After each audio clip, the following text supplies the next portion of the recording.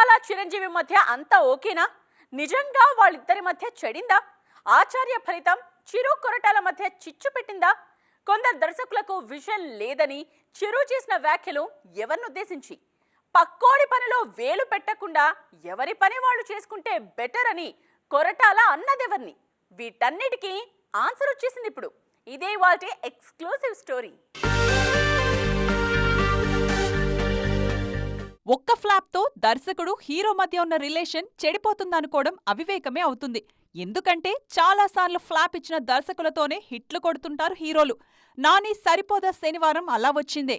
అయితే ఆచార్య ఫ్లాప్ చిరంజీవి కొరటాల మధ్య దూరం పెంచిందనే వార్తలొచ్చాయి. వాటిపై స్వయంగా కొరటాలే స్పందించారిప్పుడు. కొరటాల శివ ప్రస్తుతం దేవర ప్రమోషన్స్ తో బిజీగా ఉన్నారు. మొన్న ప్రీ రిలీజ్ క్యాన్సిల్ అవడంతో చాలా ప్రశ్నలు అలాగే ఉండిపోయాయి. పైగా తెలుగు మీడియాతోనూ మాట్లాడలేదు. ఇప్పుడు ఆ సమయం వచ్చింది. తాజాగా ఇచ్చిన ఇంటర్వ్యూలో చిరంజీవితో తనకున్న రిలేషన్ గురించి ఓపెన్ అయ్యారు ఈ దర్శకుడు. ఆచార్య తర్వాత కొన్ని ఈవెంట్స్ లో దర్శకులపై సీరియస్ కామెంట్స్ చేశారు చిరు.